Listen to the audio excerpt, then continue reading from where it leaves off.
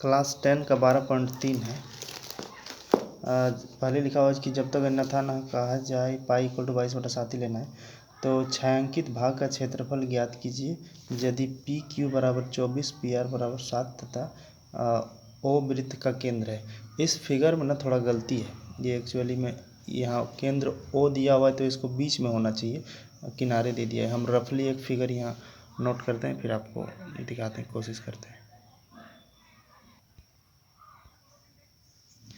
Figure कुछ इस तरह का बनेगा, जैसे कि यहाँ Q है, यहाँ R, यहाँ P, O केंद्र ये बीच में होना चाहिए, लेकिन इस बुक में जो है बीच में नहीं दिया हुआ है, किनारे थोड़ा दिया हुआ है, थोड़ा सा डिस्टर्ब है। ये जो है PR 7 है तो 7 सेंटीमीटर, ये 24 सेंटीमीटर, ये वाला PQ। और ये कलरिंग एरिया है, हम रफ़ यूज़ कर रहे हैं, आप पेंसिल से बढ़िया से उतार सकते हैं, और नहीं भी उतारेंगे चलेंगे, क्योंकि ये इसका तो एरिया हम लोग को दिखाना है। कोई ड्राइंग या फिर ये रचना वाला चैप्टर तो है नहीं, ये प्रश्नावली 12.3। तो 12.3 का 1 नंबर हम करते हैं। इससे पहले क्या होता है कि हम लोग, आप 7, 8 या 9 क्लास में ही पढ़ लिए हैं त्रिक, तो हमको समझ में आ रहा है कि ये आधार 7 सेंटीमीटर है। एक्चुअली में ये एक समकोण त्रिभुज है, यहाँ से ये एक समकोण बन रहा है, यहाँ 90 डिग्री। इस फिगर में देखिएगा तो ये 90 डिग्री नहीं ड्रॉ आउट होगा, क्योंकि इसमें लग ही नहीं रहा है कि ये 90 डिग्री बनेगा, लेकिन एक्चुअली यहाँ इसमें 90 डिग्री दिख रहा है आर पर, लेकिन एक्चुअली में यहाँ आर 90 डिग्री होगा। तो पी क्यू 24 है, ये पी क्यू 24 है, तो ये अगर 90 डिग्री होगा तो ये एक समकोण त्रिभुज बनेगा। और समकोण त्रिभुज का नियम होता है, ये जो लंब है ये तो 24 सेंटीमीटर दिया हुआ है, ये पी आर 7 सेंटीमीटर यानी कि आधार दिया हुआ है, इसका मतलब हम लोग को ये कर्ण निकालना है।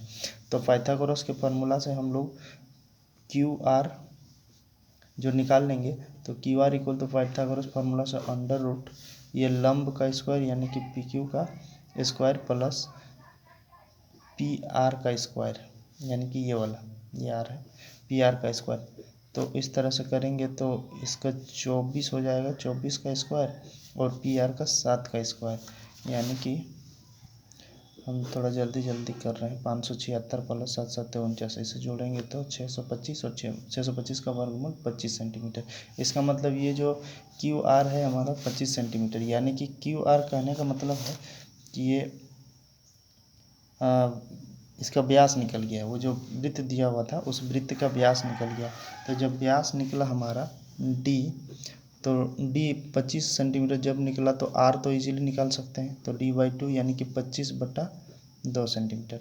अब करना क्या है कि छायांकित भाग यानी कि कलरिंग एरिया, ये जो कलर वाला एरिया है ये ब्लू कलर को निकालना है। तो क्या करेंगे, यहाँ से तो ये बीच का है, तो बीच का जब आधा भाग इस फिगर में ज़्यादा बना, बीच का जब आधा करेंगे तो ये अर्धवृत्त निकलेगा, यानी कि इस अर्धवृत्त का क्षेत्रफल निकाल लेंगे, फिर ये त्रिभुज के क्षेत्रफल को माइनस कर देंगे, तो जो कलरिंग एरिया है वो निकल जाएगा। तो एक ही लाइन में हम लिखने की कोशिश करते हैं, छायांकित भाग का क्षेत्रफल।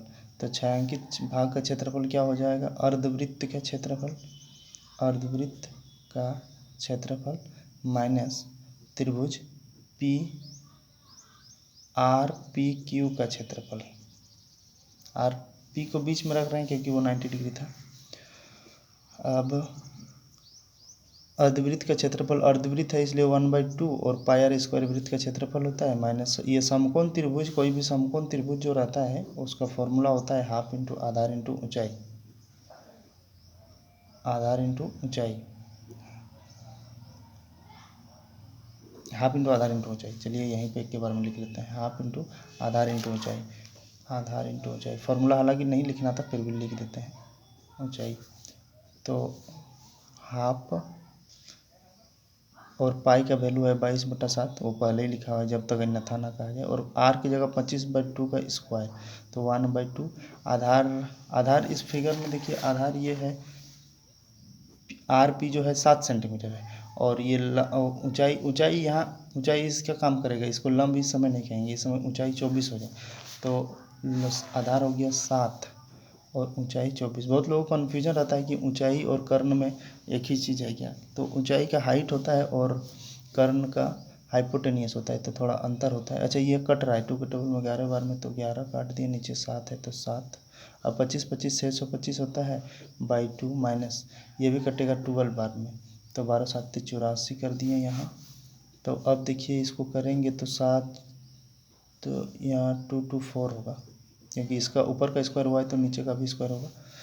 तो 7 4 28, अब 11 5 55, 11 2 22, तो 27, 7 में 2 11 6 66 68, अब माइनस 84।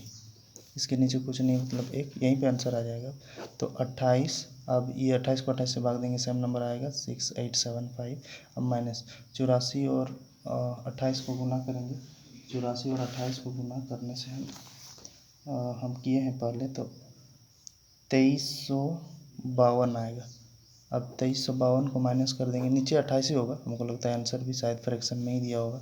तो 7 नहीं, यहाँ 3 होगा, 5 में 2 गया तो 3, अब 7 में 5 गया तो 2, 8 में 3 गया तो 5, और 6 में 2 गया तो 4, तो 4523/28 सेंटीमीटर स्क्वायर इसका आंसर है।